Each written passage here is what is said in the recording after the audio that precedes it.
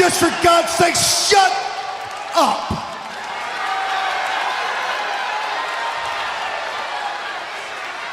We already know what you're going to say, John. Everybody knows what you're going to say. So for once in your life, just shut up.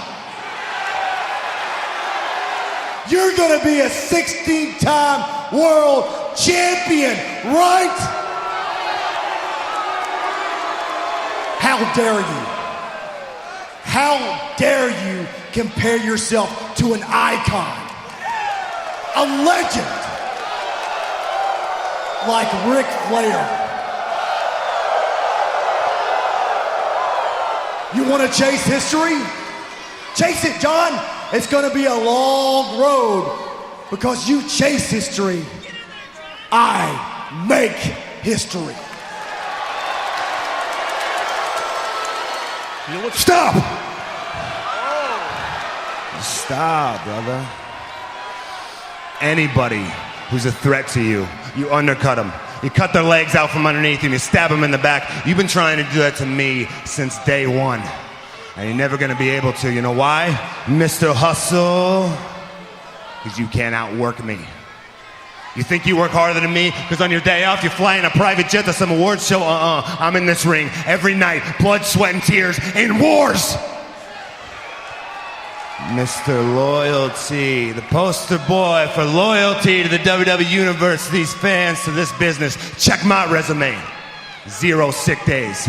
0 days on the injured list. 0 days off, period. More matches than anybody in this company last year and the year before that. I guess you got no respect for that.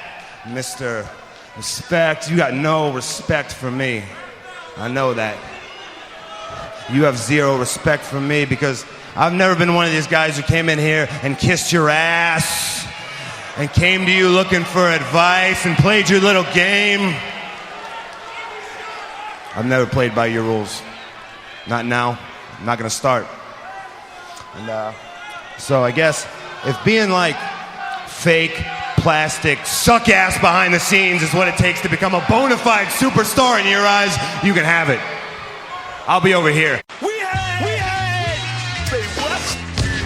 A whole lot of superstars on this stage here tonight. But I want y'all to know one thing. This is my house. And when I say who's word attack skills and vocabulary too. Comprehension of this edition is all brand new. You're through. I'm interplanetary like Doctor Who. So who? Fuck your beef, no relief. I step on stage, girls scream like I'm Keith. All right, Ring Time family, we are at it again. We have another big week in the world of professional wrestling. Keith and Keisha in the building. Keisha, say hi to the people. Hello, everybody. Hi. My voice is gonna go kind of in and out.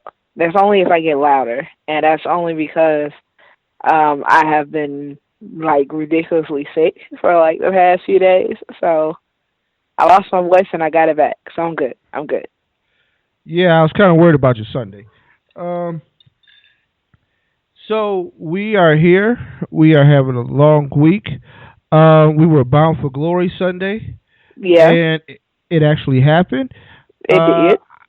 I thought it was a pretty impressive event, especially knowing the things that were going on behind the scenes. With that, let me kick this thing off with a short update. This is what the backstage rumor mill has going on right now. Right. And I'm going to say it's a little more than a rumor. A lot of credible people got their name on this, right? Right. So, as of now, as of today, the way this is still a very convoluted sale going on over at TNA. The word on the streets is that Corgan has the company, which he will rebrand and rename. The WWE bought the film library. And that's how we're going to move forward. Now, it's still a very convoluted process because a lot of people still owe some money, right? Right. So you got this marketing group who kind of own a percentage. Dixie still got her stuff. Who gets what, how it gets cut up, then who gets to walk away with the company. Now, ideally, this is where I think the WWE comes in. Because I really wouldn't have wanted to sell that tape library. That would have been your ace to the hole later. Right. But WWE wanted the tape library. They got a WWE network. They're hungry for content. And they want 12 years or 13 years of wrestling footage will work out well, right? Not to mention, considering you're the same company that has Robert Roode, Samoa Joe, Austin Aries under contract, right? Right. You've got AJ Styles under contract. You've got Sting, who is in your Hall of Fame now, and this covers probably the better part of the last half of his career. Kurt Angle, who probably will be going to your Hall of Fame at some point. This is going to cover the last 10 years of his career. So, I mean, there are value adds to having this tape library. Right. Hell, if you want to show R Truth as a world champion, the TNA footage is there. If you want to show Christian as a world champion, the TNA footage is there. Right? And having a tape library, I'd be interested to see if they start putting their TNA accolades or next to their WWE names. What Xavier Woods, if you want to go through the life and times and the beginnings, there was this guy named Consequences Creed that I think you would want to look at in TNA. So, like, they could get a lot of mileage out of the tape library. How much did they pay for it? I don't know. If I'm guessing, they needed some working capital. They had to cover these debts. Selling the tape library was a move to probably cover some of those expenses. Right. And maybe you have some cash left over, maybe not. I'm going to lean on that. I'm going to say Vince is a shrewd businessman. He knew how much you needed to get out of debt. And I think this brought him out of debt, and it just allowed the powers to be to sit at the table and negotiate a deal. So, TNA will still live, and that's the beauty of it. It may not be the TNA you recognize, but that also may be a good thing. And with that, we bring you Bound for Glory. Bound for Glory. So, a lot of good matches. I agree. I got to see some familiar faces in new places. I thought the Gail Kim Hall of Fame induction probably was the highlight of the night. Anybody who's ever listened to this show understands my affection for Gail Kim and her abilities. Mm-hmm. Man, she came to the WWF at the wrong time. She really did. Like, she came during the Diva stage, and I know Ross wanted her bad.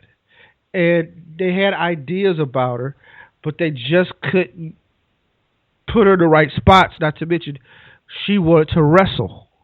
Right.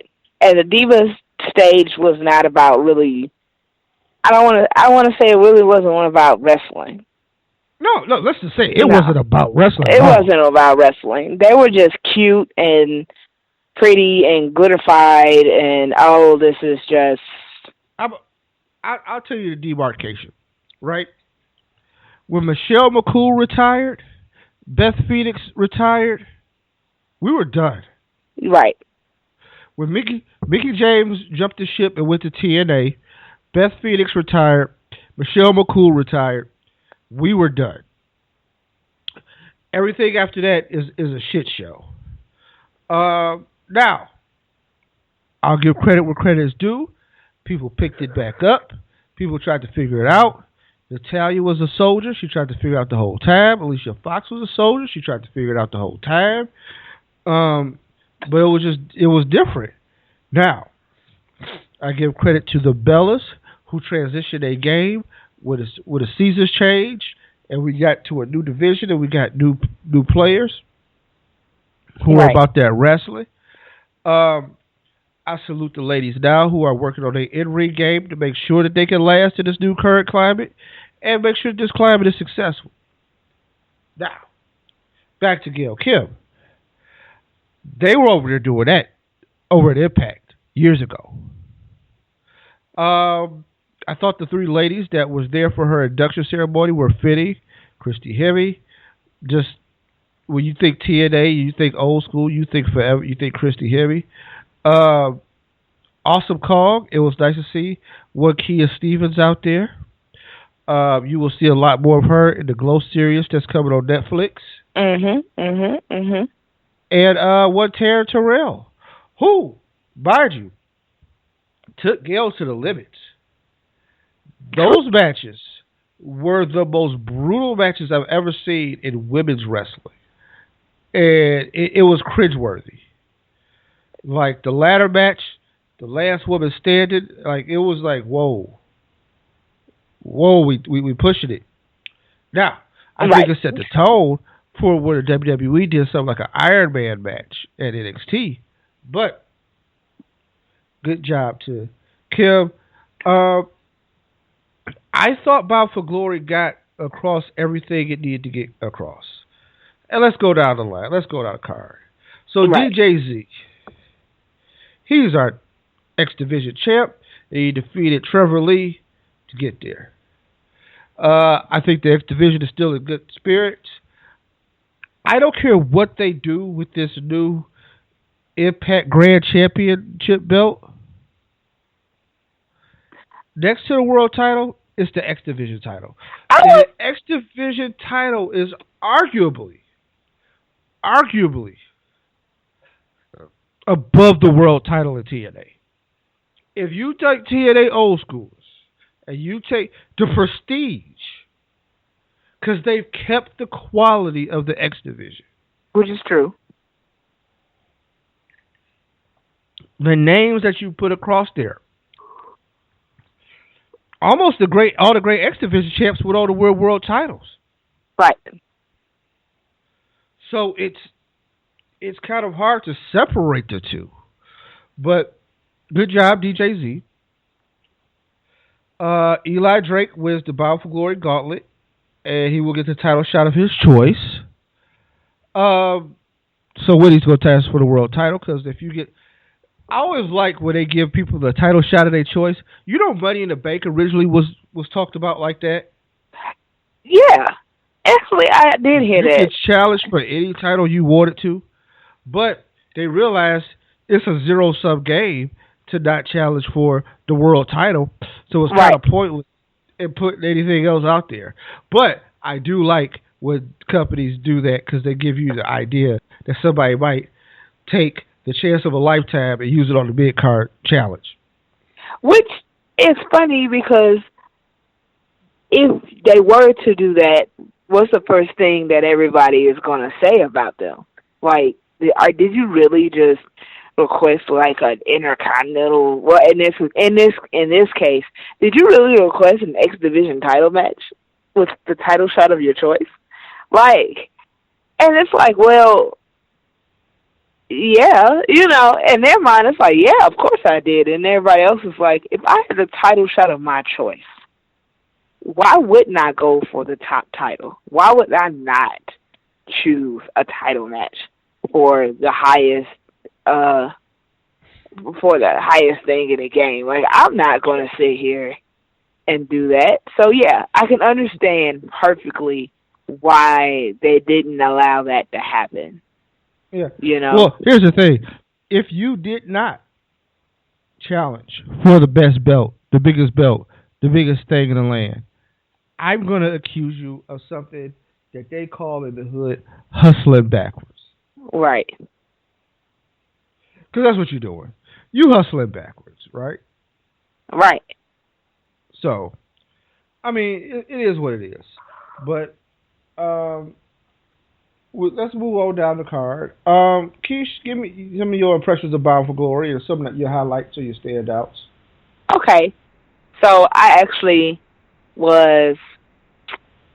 was actually pretty impressed with Bound for Glory. Like, I thought that, and I'm not going to lie, when I first got into it from where I started to watch it, like, I was really kind of like, okay, I don't know if this is going to go the way that I think it is. You know, it was really crazy because I think that when I came into watching it, it was during it was right before the Moose Mike Bennett match, and I was like, okay,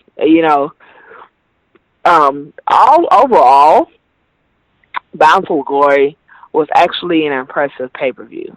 My highlights would have to be, actually that match wasn't that bad, to tell the truth, between Moose and Mike Bennett. That actually was a good match in itself. I did get to see the DJZ and Trevor Lee X Division title match, which was actually, it was actually kind of intense. It was really intense. Like, I'm not even going to use the word kind of. Like, that match was really intense. Like, I don't know if you got the same vibe I did from that one, Keith, but I was like, man. Well, it's an X Division match. Always remember, there's a reason why those matches open up the pay-per-views for TNA. Yeah, I fully understand it.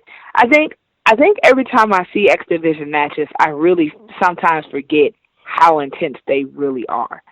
Until I see another one, and then it's like, okay, like I understand, why this is so. I will say this: the Hardys and the Decay, the tag team title match, it was very weird for me. Like, I think it's their characterizations for each tag team. Like, it was really weird for me. Yeah, well, that was the thing. That whole match so weird. I mean, yeah.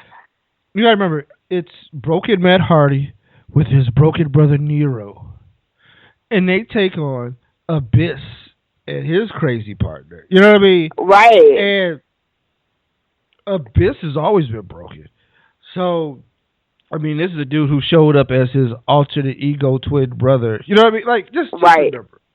And then they have this like ridiculously weirded out chick with them, and it's like, what the hell, So just understand, nobody there is playing with a full bowl of cereal.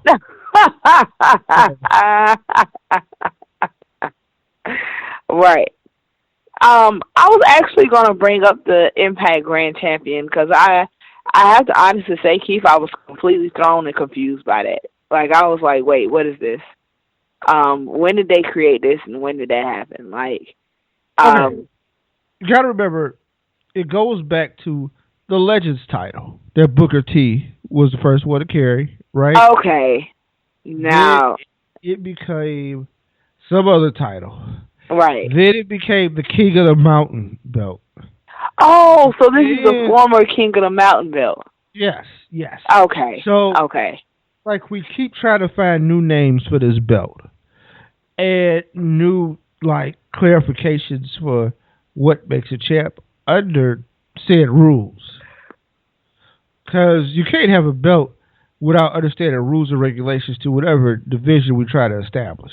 Right. Exactly. So. And I just, it throws you for a second. That definitely threw me because I was like, okay, seriously. But, yeah, I get it now. Gail Kim and Maria Kannelis. I'm actually going to, because Gail Kim's awesome. We both know Gail Kim is awesome. I'm actually going to skip, to the post-match. Where we see the introduction of Cody and Brandi Rhodes. Okay? So this is my take on that, and I'm going to give my complete and honest opinion. I was excited, but Brandi looks very off as a wrestler. Like, I'm not saying that she's just going to be, like, horrible or anything like that, because, mind you, this is the first time that we actually get to see her in, like, full wrestling gear with the boots, and, like, she's actually, like, in the ring as an active wrestler and not a ring announcer, as we've seen her in the past. So, but the only thing about Brandi is she doesn't look tough. Like, Cody has some toughness to him. You look at Cody and you can see tough. Brandi doesn't look tough. Like, I have to honestly say I wouldn't be scared of Brandi. Like, it's like something has to happen to get her to look more aggressive, because she just doesn't look tough. I'm not saying, of course, with women, they don't want them to look too, like, but she still has to look somewhat tough. Like, I don't see it. And it was funny because when she attacked Maria, I was like, yeah, that didn't look too tough, As a matter of fact, I think that Maria oversold it just to get it to look good. I am very, very critical of this, but it was because I really expected it to be way better than what it was.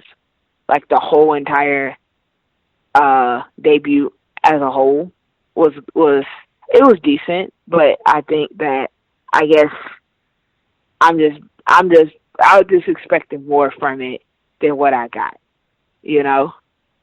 But I love them together, debuting together, because for the first time I've actually got to see what I've always wanted to see, and that was Brandi, not behind a mic, but in a ring, as a wrestler, and not as, Eden Style, who we know is just not her name at all. Like, it was a different role for her. So I was actually excited about it.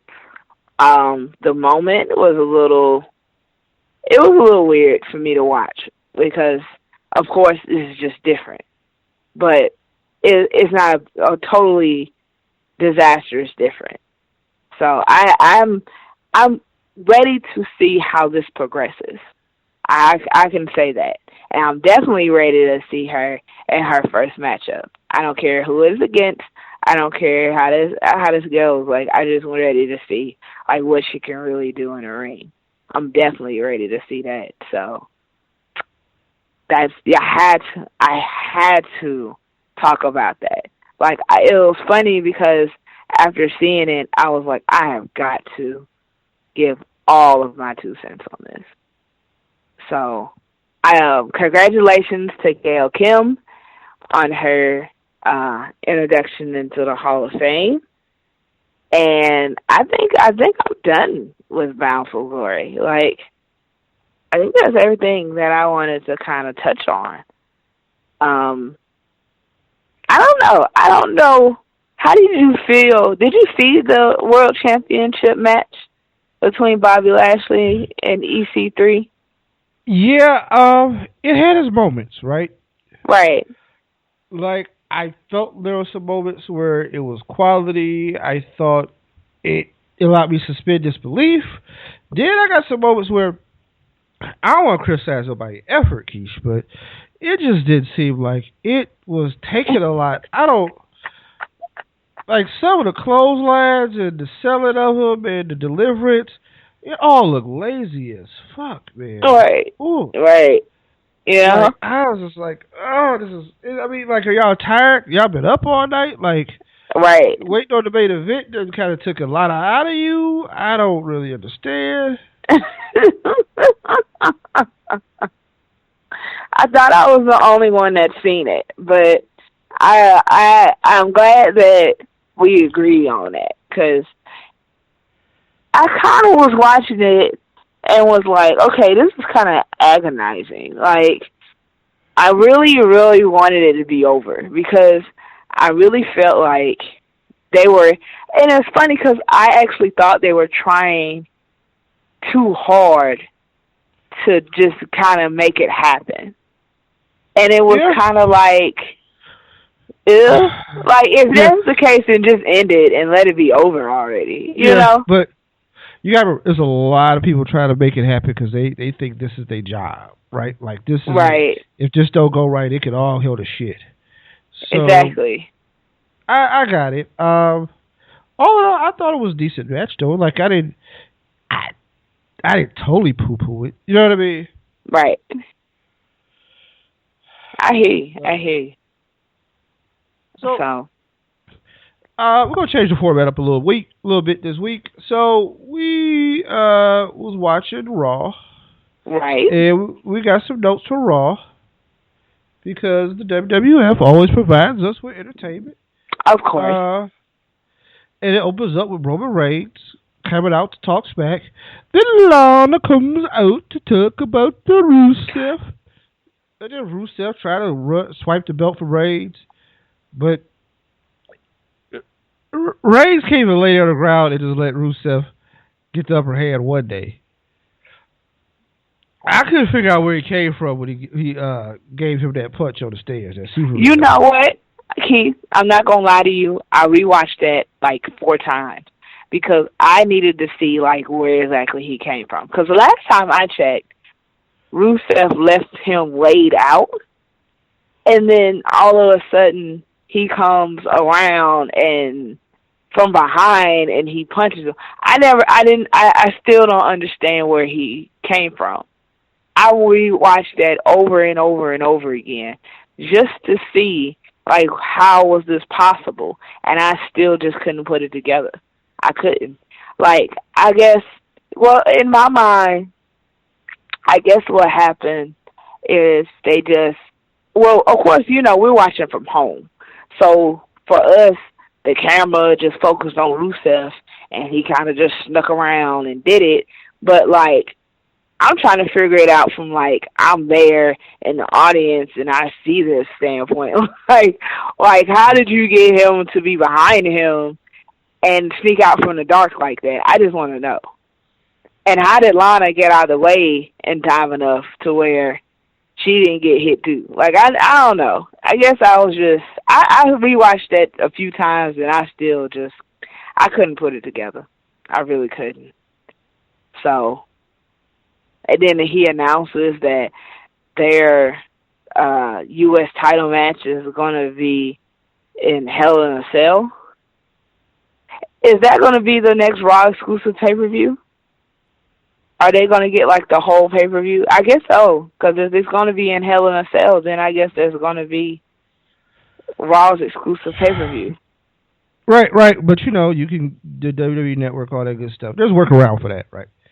But, yeah, Hell in a Cell is going to be the pay-per-view.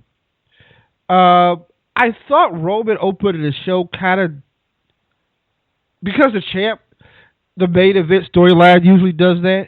Right. Even though I noticed they have different people finishing and starting the show.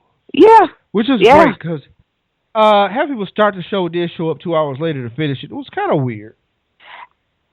You know, it was kind of predictable, actually.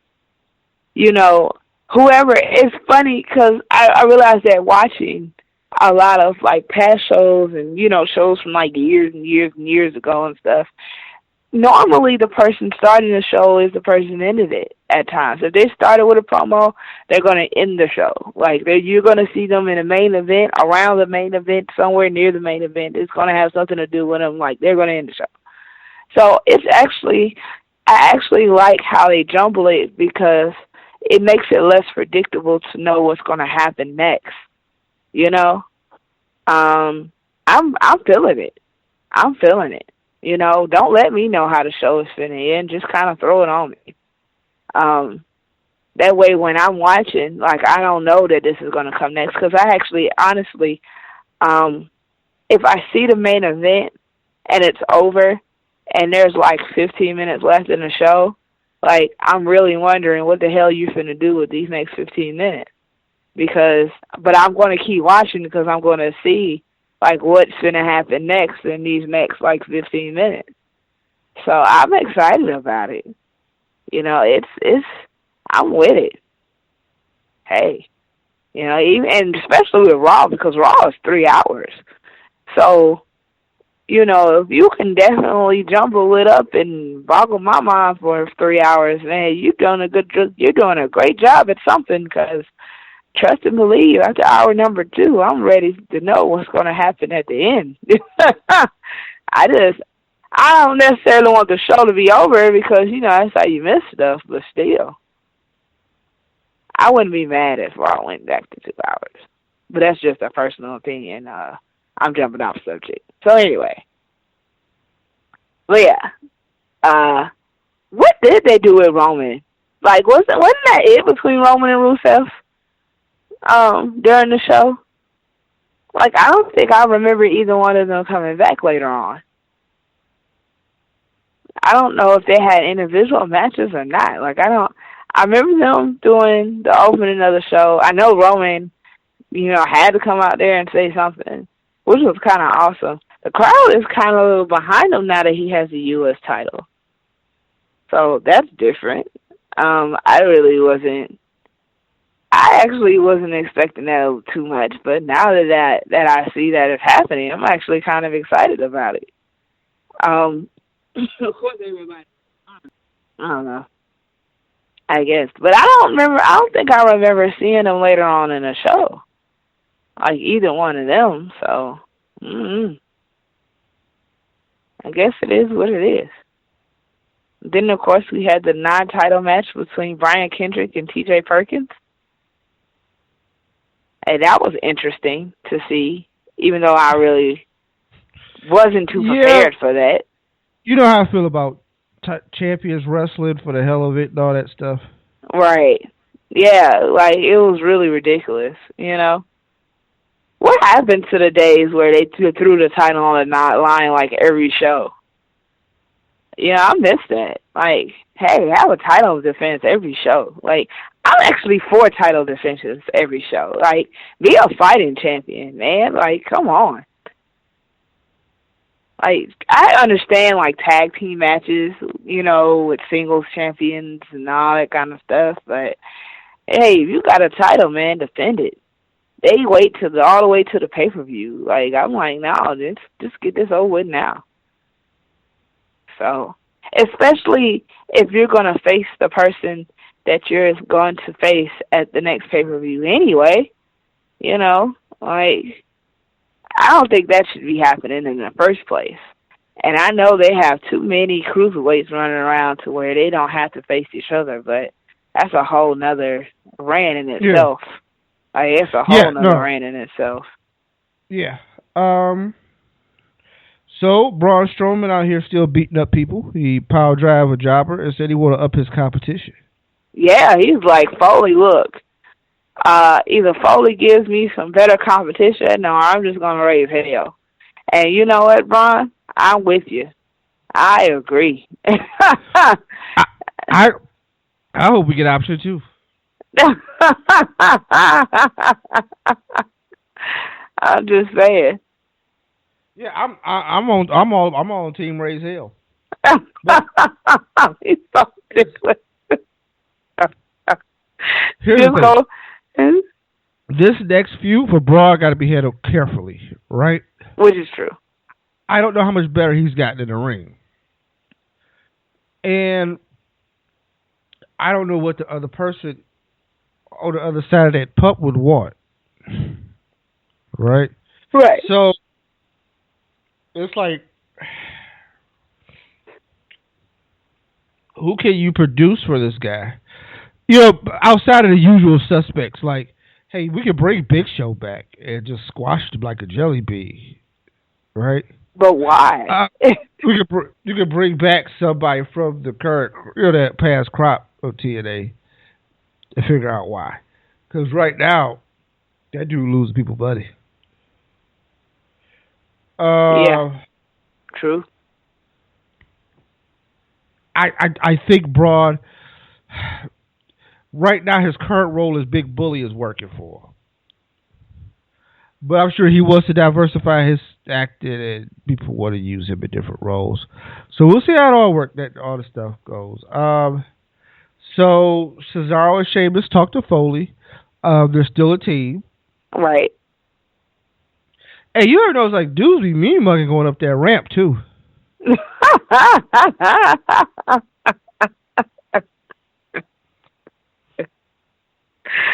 Really, Keith? Do they really be looking like that? Why? Why mean mug going? Well, never mind. I was gonna ask why would you mean mug going up the ramp? But there's too many reasons behind that. I mean, there's a whole laundry list. Like, so I can't say. Cesaro and Sheamus, they be mugged the heels and the baby faces. It was like, all right. But I get it. It's an ego-driven thing now. Everybody wants to be the best, and everybody thinks they're the best. Right, which is true. That's definitely true. Here So why you go. not just mug everybody? Sitting there looking at them like, ugh. Hey, I'm with it. You know, why not? And it is true. But then you're dealing with Cesaro and Sheamus. This is two individual people who think they're better than, one is better than the other. So they're now having to have to be together as a tag team. So now they have to have some, it's funny because they have to connect in some way of saying like, well, I know we're better than them, but I'm still better than you. Like, it's funny, but I'm with this though. Like, I honestly say, like, I'm fully prepared to watch as this plays out. Like, I am, because I know it's going to be either hilariously awful or it's going to be awfully hilarious. Like, I don't know, I don't know how to really look at it any other way. So, I mean, what can you do when you're not getting your way, other than raise hell and just be completely and utterly, what's the word I'm looking for? What's that? Rebellious. There we go. Yeah. That's the word I'm looking for. So, but, you know, we don't see too much of that these days.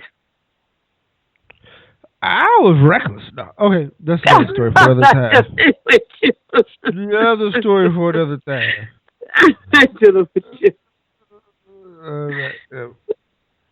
I mean, no. No, we're not going there today. Mm-hmm. So, all right. But speaking of tag teams, so Gallows and Anderson have finally decided they get in the ring with Goldust and R Truth. So we finally see Golden Truth. Man, how long has it been since we've seen Golden Truth? I almost forgot their tag team name. Like, I was like, wait. Yeah. So, how long has it been since they've been in the ring together? Like, how long has it been since we've seen them on TV, like, in the ring?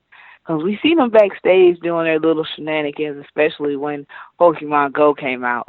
But it's been a minute since we've actually seen them wrestle. So, on TV. So, I was actually excited about that one. That was actually something I was kind of like anticipating to see, but I hated that they had to lose to Gallows and Anderson, you know, just to get themselves back on television. It's funny because I just realized not too long ago how long Goldust and R Truth have both been wrestling in the WWE, or like in and out, or however you want to put it. Man, it's been some time, you know? It's been some time, man, but I understand it. I get it, you know. So, it wasn't a bad match, you know. It wasn't at all. And Gallows and Anderson look strong. They look kind of powerful and everything. I'm glad they did get a win for themselves, personally. It's about time, because I feel like if they're going to be a credible tag team, then at some point they're going to have to get a win, man. They're going to have to get a W somewhere on the board. You know, you can't be like number one contenders for a tag team title and never win a match. Like, it just doesn't happen. It doesn't make sense. It doesn't make a logical sense. Because I'm pretty sure there are other tag teams out there that are definitely better than this. Like, if you can't win a match on your own, why should you be a tag team? So it makes sense to me, I guess, because I can understand why they would get them to win. It's Golden Truth. I mean, they're just another tag team. And I think people forget that they were even drafted to Raw, because we haven't seen them on Raw since they've been drafted, actually. So, I mean, other than being backstage with their backstage shenanigans, that's about it. But it's been different. It's been different without them. So it was a little weird to see them there, but it wasn't too far off. You know, it wasn't too far off. But right. That's Golden Truth for you. Yeah. Highlight of the night. Main event. Charlotte, Sasha Banks, women's title on the line. They main evented Raw, man. Yes. I know main event that happened 2 times in my lifetime. And they were for, let's see, people from the Divine Nine. So, that happened. Right. But yeah. So, big deal going down there. But it lived up to the hype. It was a solid main event. The ladies left it all out there. Some of the stuff Charlotte do, I would save for when she become a babyface. Right.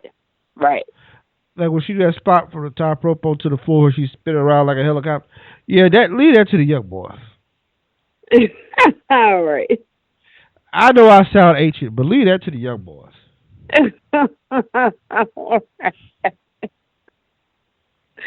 I ain't dealing with you. Mess around, get your nose broke.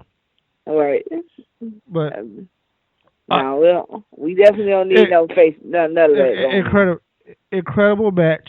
I thought the ladies held what they were supposed to do, and it worked out. So good job. And with that, Keish, we're gonna roll into our first break. Cool. And be back.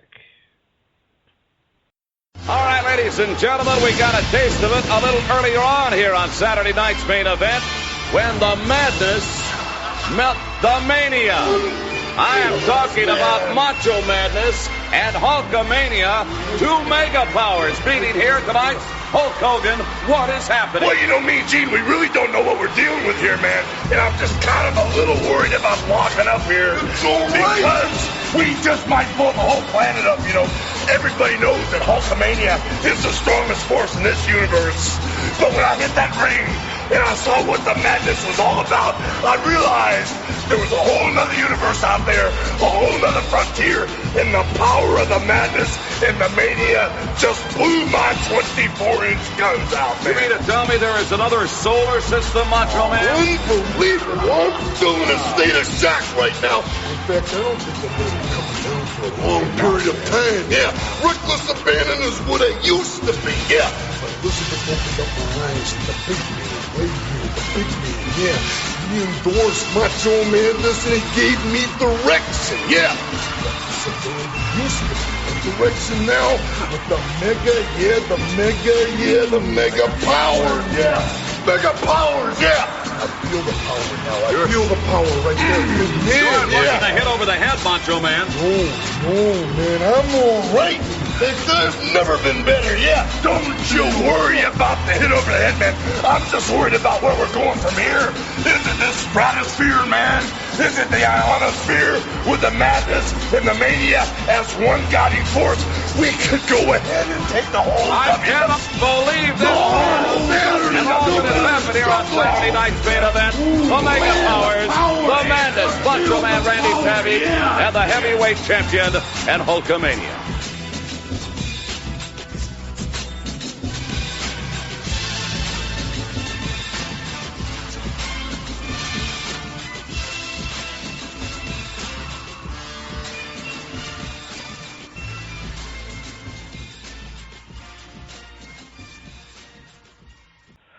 All right, everybody. It is after halftime. We are coming back for another wonderful segment of Ring Time Pro Wrestling. Keish, it's the birthdays. Birthdays! Happy birthday to everybody. All right, October 6th would be yesterday.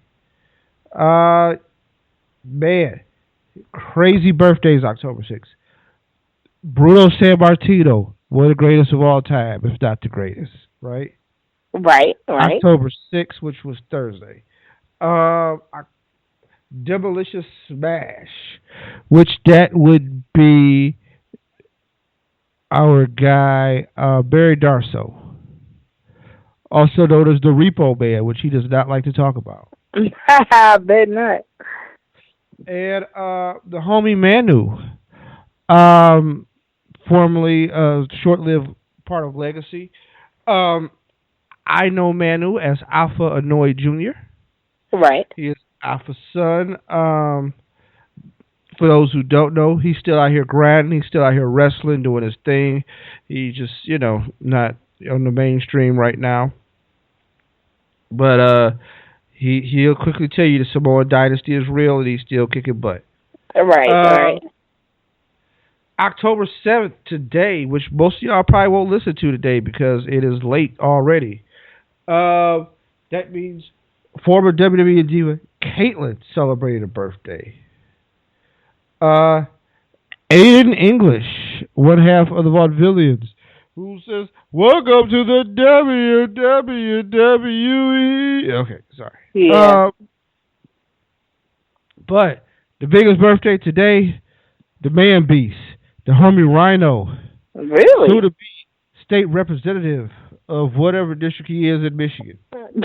Right. I don't know. I don't pretend to know. I know it's in the metro area. That's all I got. I know it ain't in the Yak.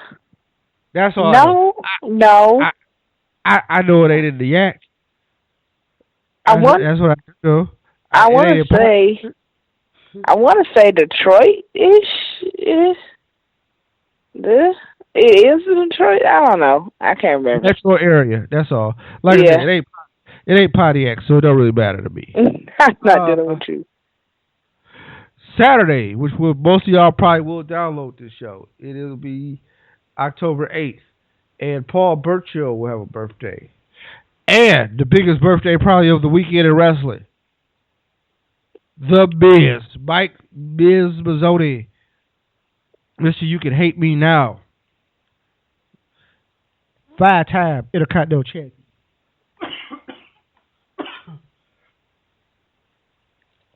Money in the Bank cash-in guy. Former world champ. Former tag team champion. Quiet as kept. Right. Future Hall of Famer. Who, hey man, he married Maurice. That's the Hall of Fame pick. Because he swooped that up under everybody knows. Yeah. I mean, yeah. I don't know. It's funny. I don't think anybody really seen that coming. I really don't. I really don't think anyone seen that coming. And then it happened, and everybody was just kind of like, "Huh? All right, huh?" So, news, right? News. I went to the absurd. I'm gonna give you some sad. I'm gonna give you some happy, Yes. and I'm gonna go all the way around. All right. So let's go with the crazy first. Keith Ric Flair go around saying he smashed Halle Berry. Look, I'm just trying to figure out when the hell was this said, and is he for real? Because I just want to know. I really just want to know. Okay. So, Halle Berry's publicist denies this, and from what I've heard, Rick had pulled back the statement, but that's no fun. We came into this late, so we go party when Rick was wilding out. Rick said, back in the day, he said this on the Ric Flair show, that Halle Berry had once ridden Space Mountain. For those of y'all who know Ric Flair and listen to 1,000 Ric Flair promos like I have, know Space Mountain me, Halle Berry got on top of Ric Flair. And Ric Flair said, "Woo!" Okay. What? Apparently. I mean, no.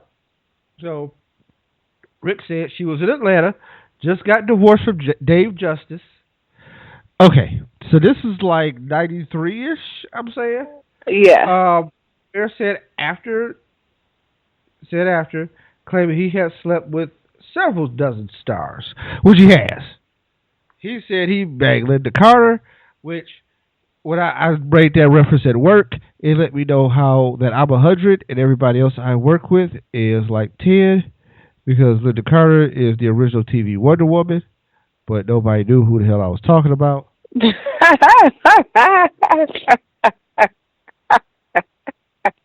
Everybody else sitting around looking like, who? Uh-huh. Right.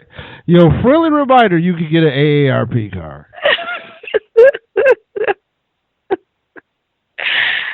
man, it's funny because somebody's gonna keep holding you again. Oh, okay. Yo, dude expected me to talk about segregation. I would. Be like, wait. I had that conversation with Leah today. Like, look, man, I am not 120. Despite what you and your friends believe, I was not here for slavery. You know, kids think you like 30 years older than what you really are anyway. So it's too funny. Like, when you around for that? No, I really wasn't. Like, I'm pretty sure your grandparents weren't even around for that. Like, I'm gonna need for you to. I'm gonna really need for you not to think that I'm that old. Like, please and thank you. Can we not? Oh, funny. People are hilarious. So, I don't know. I don't even know how to go into all that. But, all right. But seriously though. So, this is how that came out. This is how it came about. Like, he pretty much, I mean, because I could understand Flair and his popularity have been used to his advantage. But Holly Berry, though, like, come on, man. Are we for real? I just want to know. Like, I just need to know. When asked by co-host Conrad Thompson if he was making up the story, Flair replied, "Would I have to make up a lie? Like, I'm Nate." Wait a minute. You gonna say, I'm Nate. Just understand. If I say it went down, it went down. Now, once again, I would like to repeat that he did it a backpedaling on this story. But, like I said, That is no fun. We will talk about before the backpedal, when it was out there in these streets that he said he smashed. If this would have been true, that'd be the liaison would have occurred in the early 90s when Flair was married to his second wife. He is currently engaged to a woman who will be his fifth. Good Lord, honey. I'm going to tell Rick, like some other people I know, hey, man, you need to put that narcotic down. Usually that marriage. Exactly. No, it ain't marriage. It's you. You ain't good. Right. Which, mind you, Rick like the world, buddy. Like, Rick, I would hate for him to die because somebody gets stiffed.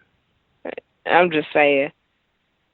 And look, at a certain point, you just gotta know, like, this ain't for you, okay? Like, marriage ain't for Rick. Rick, marriage is not for you. Let it go. Like, just let it go. Let it be.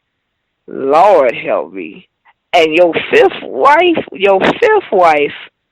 if you were to pass while you were with her, yeah, she's going to inherit all the shit that you have on you right now. And boy, that is just way too much for one person. Like, I swear. Yeah. I didn't know he was that bad until, like, later. And then when I found out, I was like, oh, this is just horrible. This is just horrible. Like, it's real out there. What's crazy is Rick spends money. He still spends money. Like, he don't know nobody. No, Rick.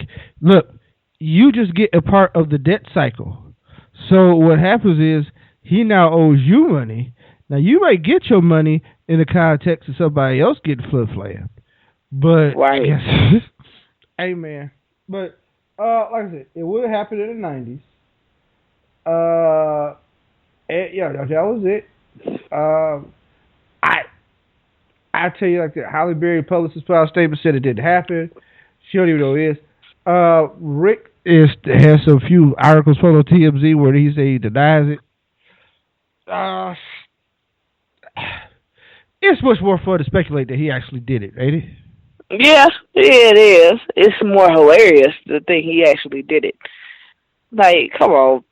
Cause it's funny because I look at Halle Berry like, you smashed with Flair? Like, are you serious? Like, Right. it's like, you really have to look at her and pause. Like, are you serious, though? Like, he really smashed that? Like, you let him?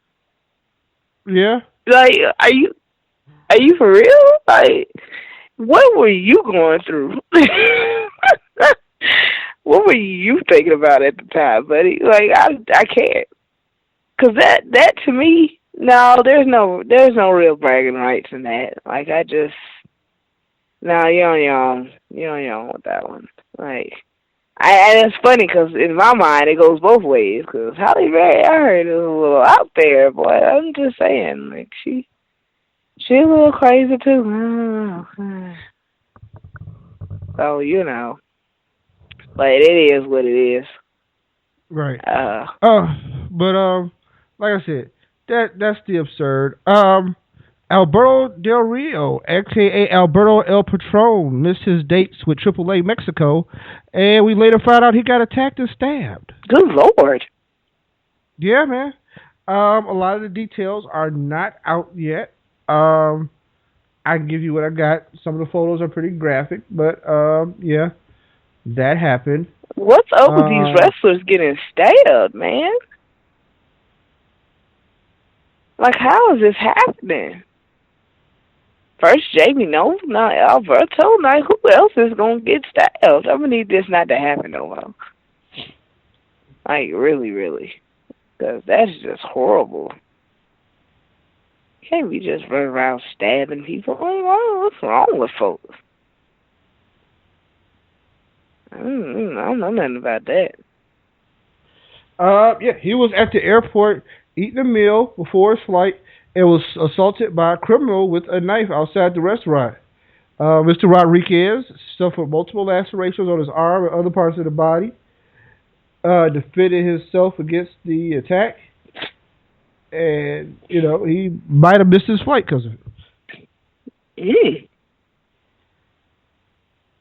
Well, I'm glad he's all right. Because somebody wild at the airport. Yeah. Like, it's still real to me, damn it. That's awful. That's every level of awful. Okay. Take it back. Go on, though. Okay, so we'll pick it back up. See? I pick you up and I take you down. Daniel Bryan and Brie Bella will be expecting their first child. Aww. Babies. They're going to welcome life into the world. With Granddaddy Johnny Ace. People power. That's just weird. I'm not going to lie. That's just weird. Like, it's funny that their mom married him in the first place, but, like, now to know that he's going to be, like, the granddad, like, it's just funny. It's funny and it's weird. So, yeah. Ready to see how that goes. Yeah. I'm looking and, man, I got a spoiler here that it's just like, whoo. Okay. But, yeah, so Brie and Daniel will be expecting a child. Uncle Cena will be around, I guess. Uncle Cena. Another hot note. The Goldberg rumors are heating up. Yeah. I think I've seen that for the first time, like, a few days ago. Like, I was like, oh, shit. This happened? Yeah, his people must be sitting down with actual WWF people, and it's been spotted, and they talking real numbers. So, I don't know what it's going to take or what, but, hey. Let's make it happen. Right. And at the end of the day, that's all you could do, right? Right. Try to make it happen. I'm trying to go through, make sure I didn't miss nothing on the other end of it. Most of it's just stuff. The Benoit movie, I think, is still in play. They're trying to find actors that, of course, you want to find the best person to be, like, the closest resemblance to the lead. But, it's not finding the person, it's getting the person to agree, because no one wants to really be attached to this. Like, people are kind of like, nah, I'm good. Like, nah, I don't think that's a good publicity move for me. I'm straight. So, I can understand that.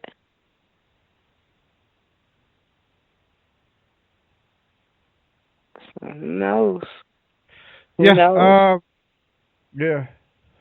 I know Jamie Noble suffered a collapsed lung from when he was stabbed. Like, that's awful.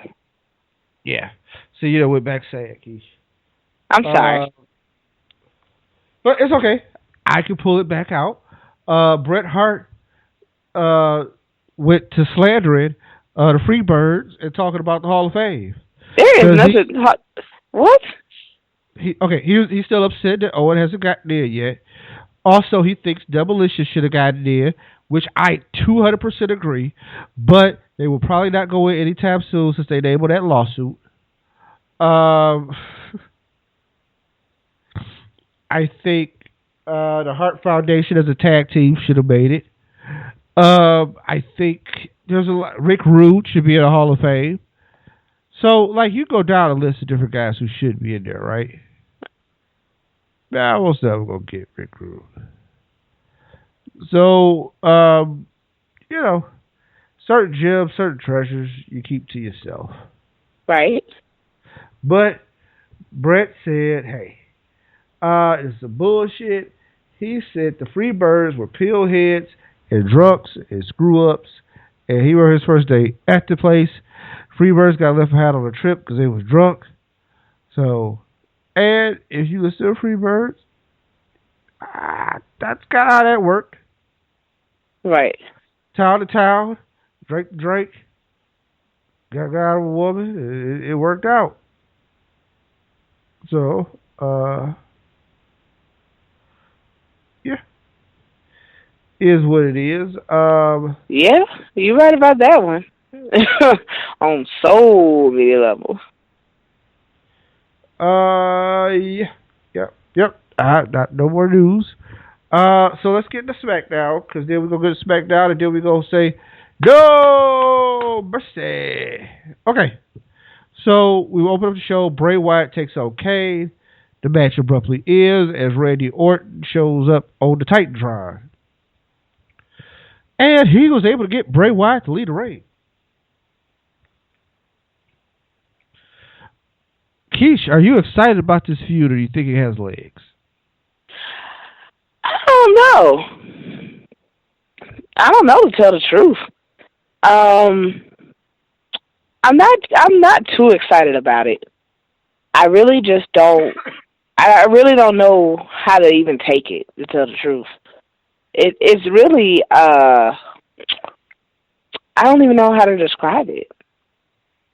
I feel like that at some point, it's just going to have this abrupt end, and you're not really even going to understand, like, why. I don't know if that makes sense, but I guess that's just how I see it.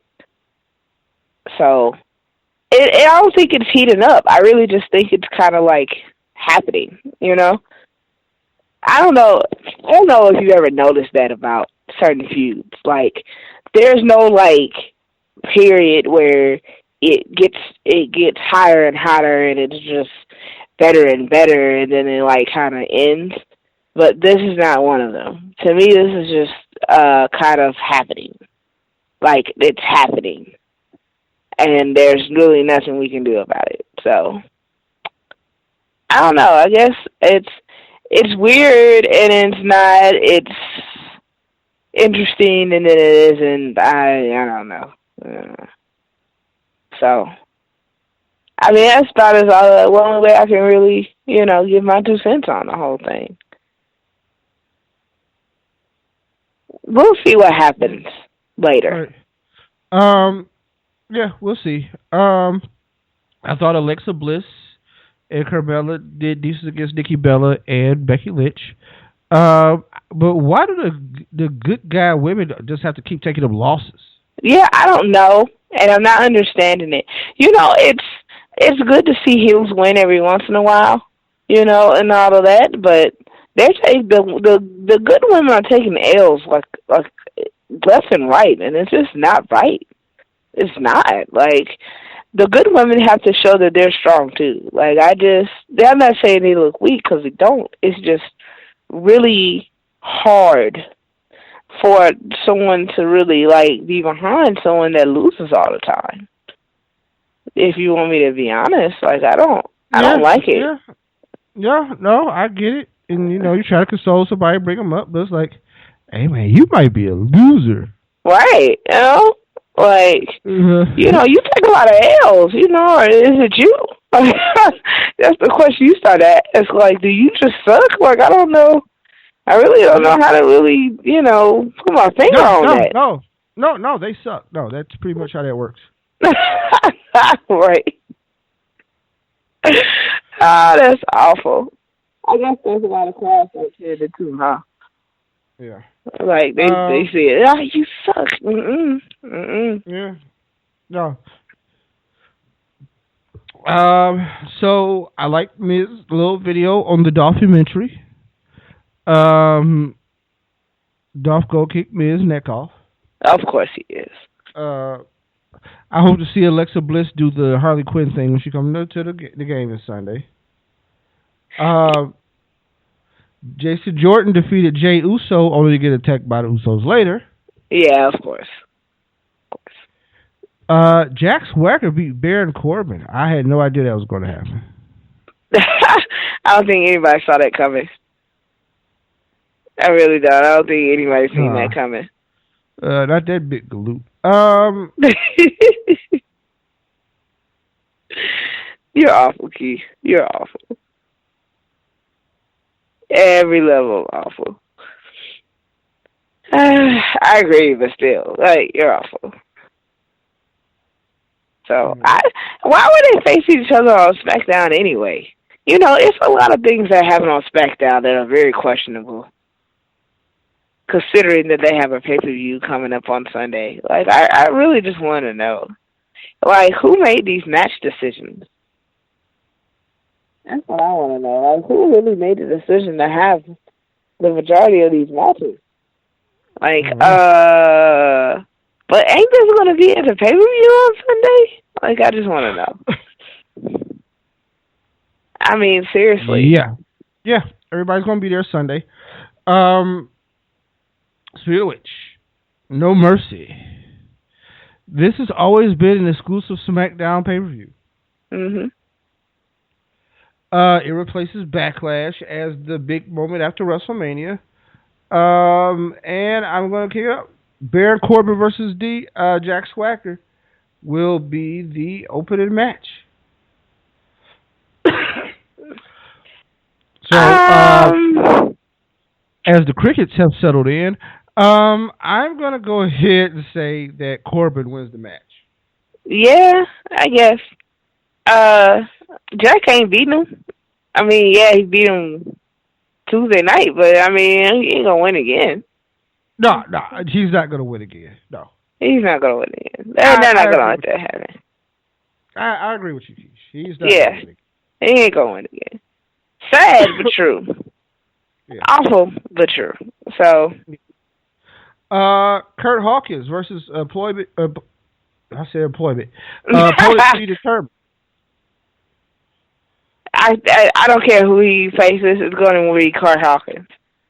So we really don't need his opponent to be determined, because we already know he's going to win. Ha! Because he's Kurt Hawkins. Right. He made air sick. No, let me quit. It'd be funny if he uses that as his next fact. I'm just saying. Yeah. Heath Slater and Rhino, tag team champions, take on the Usos for the SmackDown tag team championships. Do the Usos use their dirty tactics in order to win the titles? Or even their dirty tactics not even work against Heath Slater and Rhino? No, you don't really pay attention to him. But, that happens.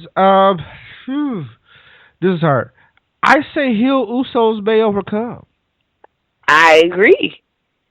They may. And Keith, Once again, how many times do I have to say this? If you go do a character change, you need to watch the Usos from here on out. Don't go home and think that, hey, I'm new. Right. Because some of y'all go home looking like, you know what I'm saying, Charles Oakley, and decide that, you know what I mean, you going to do something different. And that's not how this works. No, it's not. So, yeah, I would take heel Usos.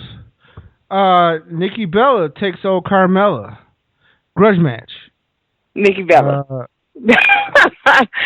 I'm just saying, I hate Carmella. Like, I'm not saying this to be biased. I'm just saying, like, Nikki Bella's the better wrestler. Like, that's just the end all of be all. No, I can't stand her. Yeah, Carmella is just awful. I really seriously think they should have just left her in NXT. Like, she really just needed to be in NXT for a little while longer. Like, I seriously think she's been pulled up to the main roster a little too fast. So, that's just me. But, yeah, I can't stand Carmella. Right.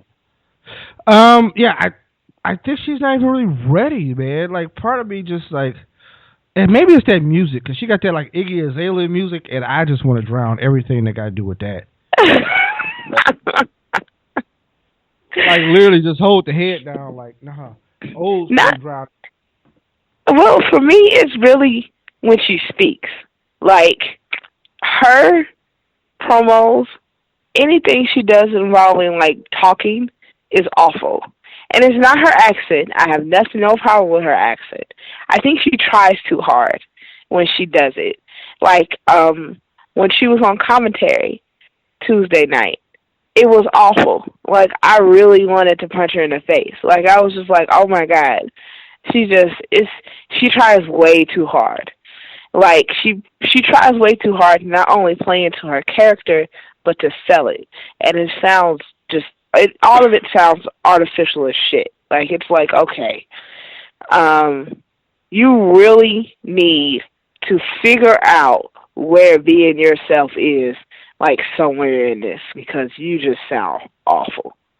Like she does. She sounds awful. She irks me. So, yeah, that's my issue with Carmella. Her music is awful too, but I mean, yeah, that's where I'm just kind of like, nah. Yeah, I mean, all the way around, she's kind of trash right now. But she will get better. Yeah, always. There's always room for progression, so we'll see how that plays out. Randy Orton will take on Bray Wyatt. He sure will. Who you got? Who you with? Who you with? I'm actually kind of like on a fence with this one, to tell the truth, because I like the way Randy Orton has been playing the mind games with Bray Wyatt. It's funny because I want to pick Randy Orton to win this match. But the only thing about it is, will he be healthy enough to actually be in the match? That's the question I ask. Yeah, I don't need it to be like the last one. Yeah. Hopefully so, Keisha. I agree. I hope he's but I'm gonna need Bray Wyatt to win this. Really? Look, here's the thing. Randy Orton, win, lose, or draw, it doesn't change anybody's opinion about Randy Orton. He's first ballot Hall of Famer. Right. I think a lot of people don't even know where Bray like to eat at. That's true. I think Bray, they should have pulled the trigger on Bray like 3 years ago. But they still kept him, and he still got the gift of gab, and they got to work on it. Gotta learn how to sell it. Why have it if you can't? You know, why even put in all your energy and effort into it if you don't? That's my thing. Like, there's no point. It's just a waste. So, I mean, I like Bray. I do. I like Bray, but I don't think he's going to win this match, though. You know, that's just the way I see it. Might be a little too much going on up in there in that head of his. So, I don't know. But, well, I guess we'll have to wait, huh? Orton. So, who knows? But we'll see. Randy Orton is definitely my pick to win for that entire match. So, yeah. I mean, in theory, I say I want Bray, right? Right. The WWF, they're going to go with Randy. Miz, Intercontinental Championship versus Dolph Ziggler for Dolph Ziggler's career. What's going down? Woo! Dolph Ziggler, the title changed hands and Dolph Ziggler becomes a new Intercontinental Champion. Because I don't think this is going to be the end of Ziggler's career. Like, it was crazy when they made when they had placed that heavy of a stipulation on this match in the first place, you know? Dolph Ziggler's career? Like, he's pretty much saying, if I don't win the Intercontinental title right now, I'm done. Done. And I just really want to know, like, what's really going on, you know? But I guess that's not something for us to answer. It's just saying, like, look, he's not going to lose his career because he's going to win the Intercontinental title. Simply made. Simply done. Just saying. Bombshell, Dolph Ziggler loses. Super hot fire. No. Seriously. Now, there's some word on the street that Dolph is going to go away and come back repackaged as the new man. I heard he may dry Jerry Curl out, get a haircut. There's a lot going on with Cap. And he's the first big buddy backup I think we've seen. He's not getting arrested. Time is here, and I'm going to say that where we're at, it's very possible for Bears to lose. Like, usually when you have a match like this, you automatically take the challenger because these days nobody's leaving town. Right. You know, the territories that happen. Right. Loser leaves town, match. Guy goes out, leaves town.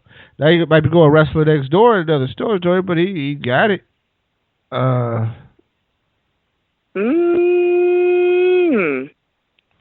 We'll see what happens, I guess.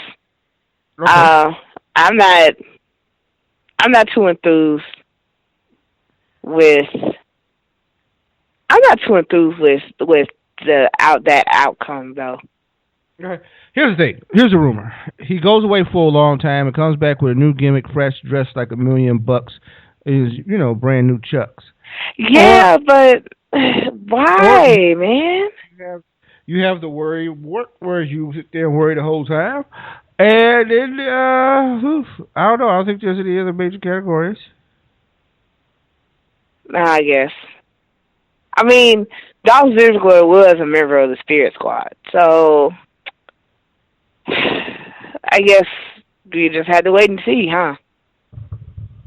Yeah. I don't know if I can see him as anybody else but Dolph Ziggler, though. Like, it's... Yeah, I mean, there could be a repackage. I don't know how soon that would happen. I hope they don't do the thing they did with John Cena where he was Juan Cena with a mask. But that was just ridiculously horrible and incredibly stupid. Like, just, what the hell? No, we don't need nothing that idiotic, okay? It just doesn't need to happen. Okay.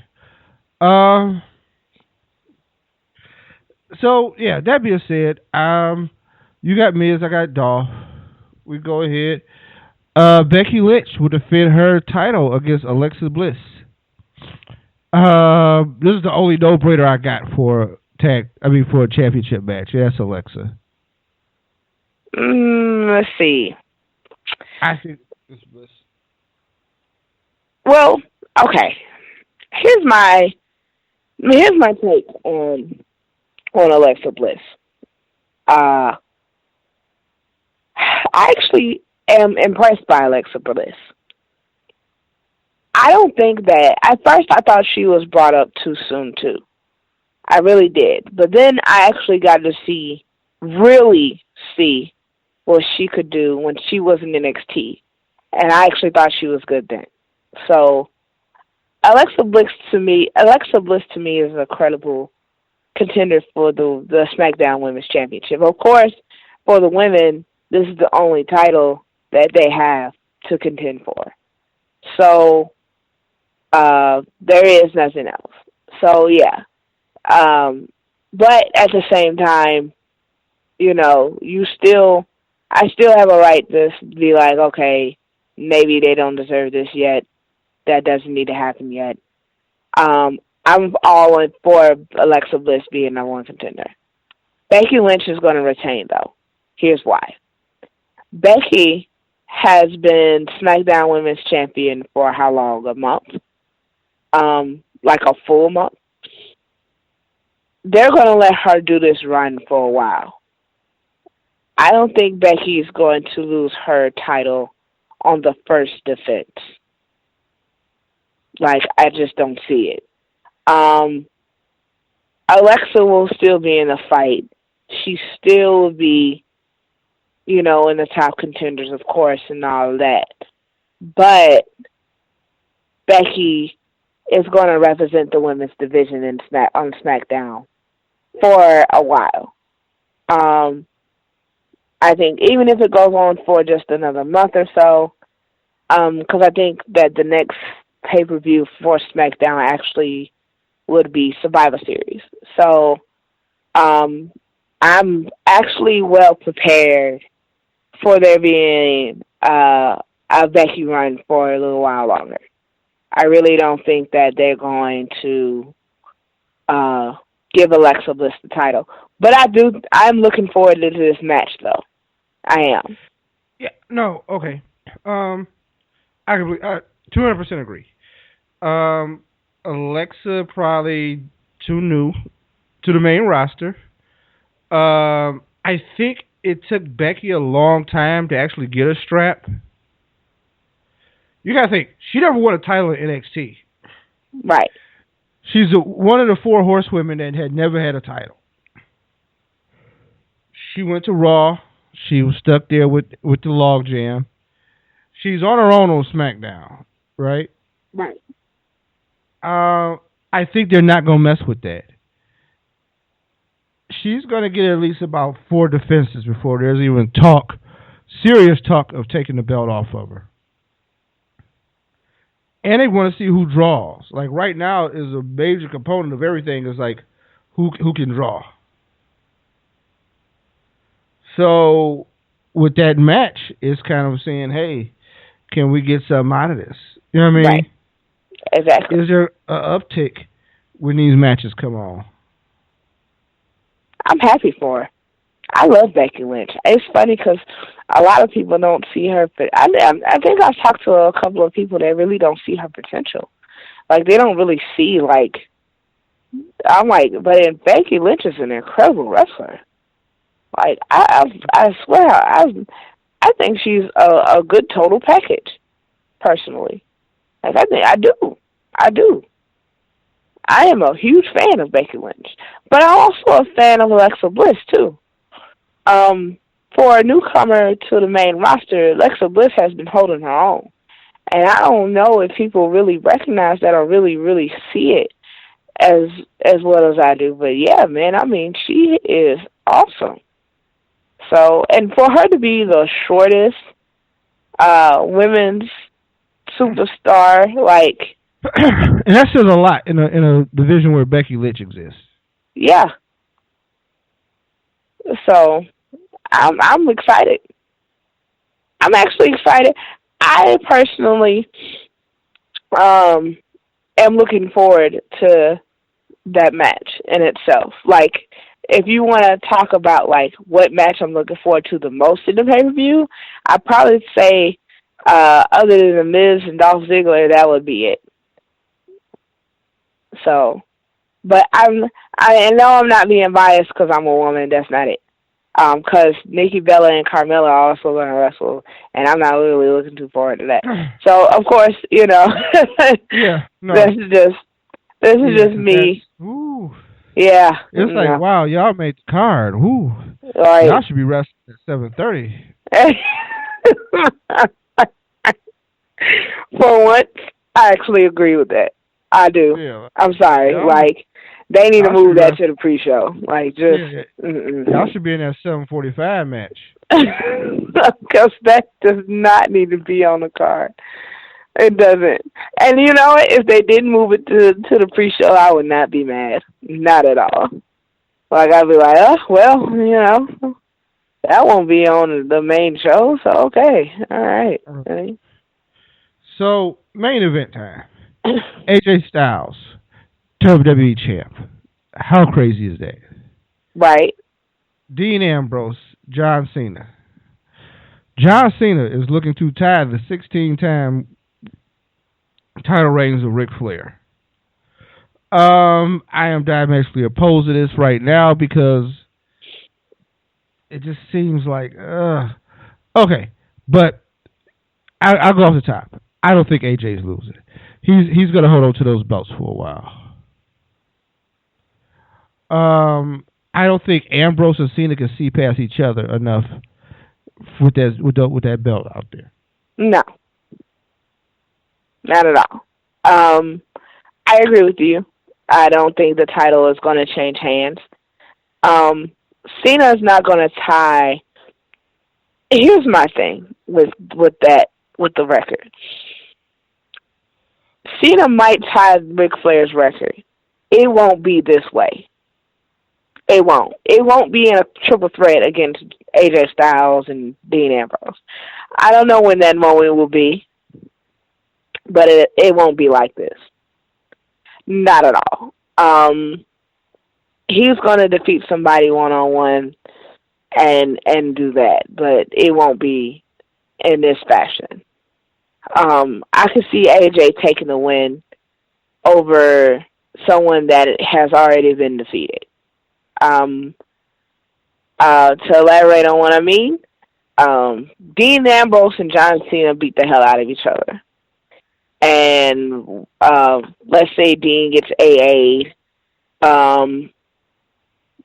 AJ kicks Cena in the face, and then he pins Ambrose. Like, you know, something along those lines, something like that. But he doesn't lose his title. AJ Styles will still be the champion. You know, this is going to last a while longer. He's going to continue to be the face of the place.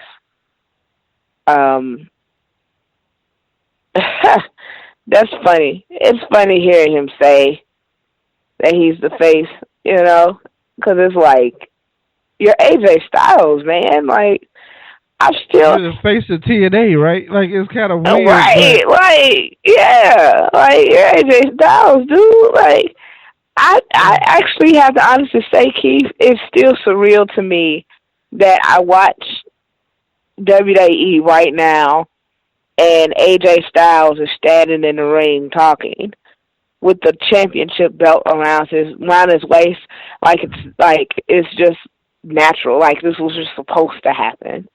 You know? You watch it like, yeah, Dixie Carter watch it like, I think I need some more pills. Yeah, she's somewhere sick, boy, and he's just chilling. Like, I have to honestly say, I didn't really see it coming. You know? Like, I don't know if anybody really... It's people like me that still letting it sink in that this is real, you know? This really happened, and this is really happening. Like, he's a WWE champion. Like, for real? Yeah. AJ Styles. So... they're gonna ride this wave for a while, and he's definitely going to continue to to hold this on. I don't know how long. I'm not going to sit here and give like a timeline on how long this is going to continue, but it's going to be for a while. Definitely.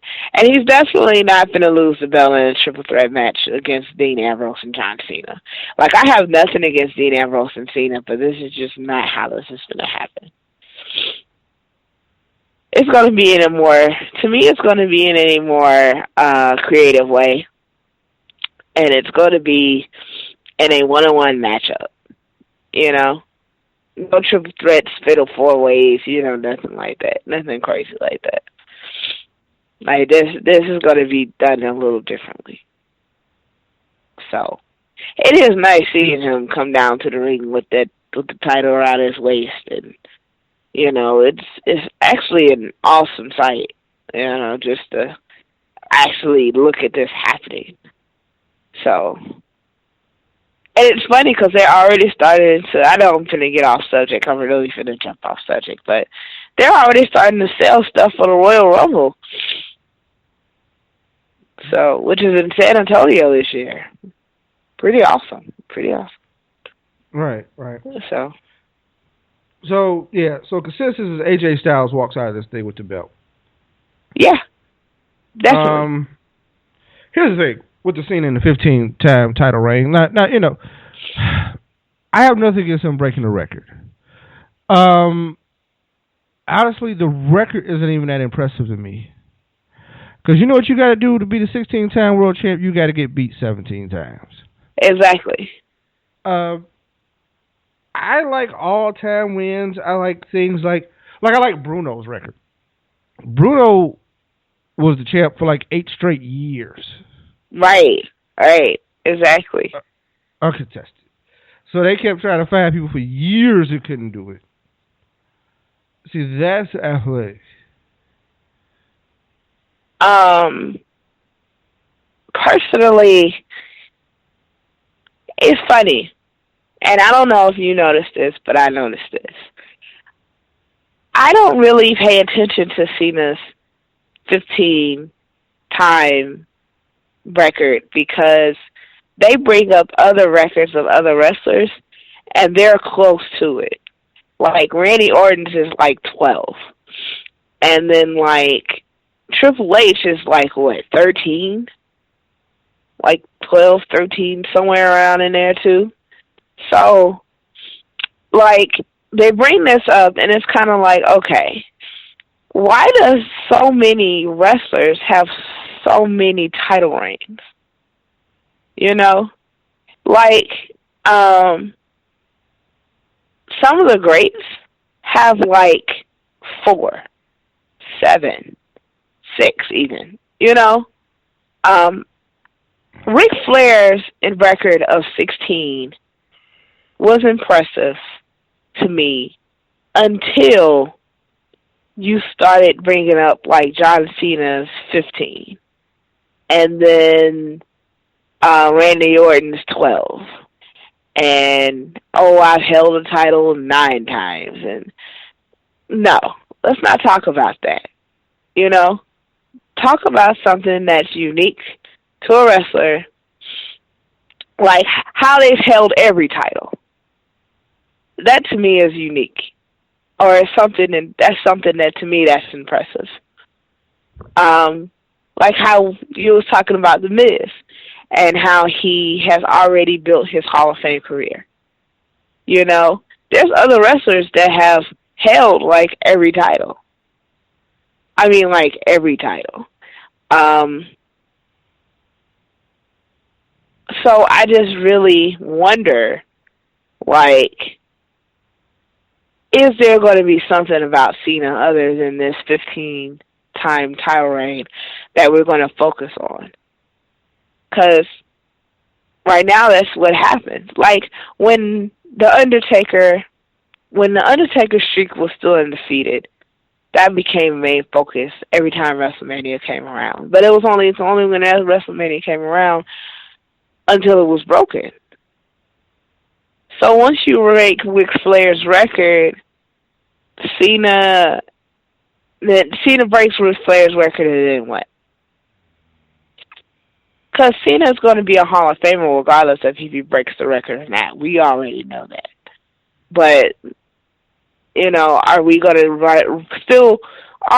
wait around and anticipate him breaking it? Because how long has it been since Cena became a 15-time world champion?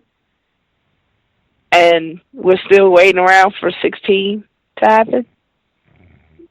So, I guess in a sense, it's really gotten to a point where it's not really that interesting to see. It just isn't. I mean, I fully support why we talk about it. I mean, he's John Cena. It's Ric Flair. We're talking about a record here. I mean, when other sports talk about records, they always bring up the athlete that said it and the one that broke it. So, yeah, I get it, but Cena hasn't even broken it yet. It hasn't happened. And he's going to play on it, and it's going to be fun to watch him play on it, you know, when we talk about title matches and number one contenders and Cena's in the hunt and he's doing this. But it's not really, I don't know how really interested in I'm going to be in it, you know, even after it happens. So, I don't know. It's funny because to me, if you really want to get, like, personal about it, Cena wins his 16th world title and then he turns heel. That's funny to me. Like, that to me would just be hilarious. I doubt it happens, but I'm just saying. You know, just to make this thing interesting and different. So, but I'm going off in one of my tangents and I'm doing a little too much talking. But yeah, this is going to be an interesting pay-per-view in itself. I don't know how I really feel about the main event, but I guess I'm rolling with it. I think it's going to be an interesting combination of wrestling styles with the men because, you know, Cena is going to be different. It's always different watching Cena in, like, triple threats and fatal four-ways and stuff like that because seeing him in one-on-one matchups is already an experience in itself. So I really wait to see, like, how the men get carried with Cena being in a triple threat, like how the other men do and what happens. So, I don't know. But I'm anticipating it. It's going to be. Hopefully, No Mercy is an exciting pay-per-view and they do it justice because No Mercy was one of my favorite pay-per-views when it first debuted, and I still love it and I still watch it and some of the old ones. So they got to pull this one off, man. They need at least you have to at least get a B- for me and then a grading of pay-per-view categories for me to be like, yeah, that was awesome. Just saying. I don't know. I mean, I don't even know how to even go into it anymore. Like, this is just, let's wait till Sunday and see. Keith, you got anything else to add in about the main event? No. I think, like I said, it's going to be a good main event. And nothing really to add to the pay-per-view. Tune in Sunday, watch No Way Out. Live tweet with us at Ring Time Podcast. And with that, be on the lookout for the Monday Night Wars. We have started a new segment called Monday Night Wars. Keisha reps Team WWF. I rep sure WCW. And we go through and talk about what happened that Monday night. Keisha decided to take it all the way back to 96 on me when I thought we were starting in 98. But that is cool. I will adjust. And it was some interesting stuff that happened in 96 that I want to see and talk about. So I had to take it back to 96. Yeah. So with that being said, we are happy. We appreciate y'all, and we'll catch y'all next week. Peace. Bye.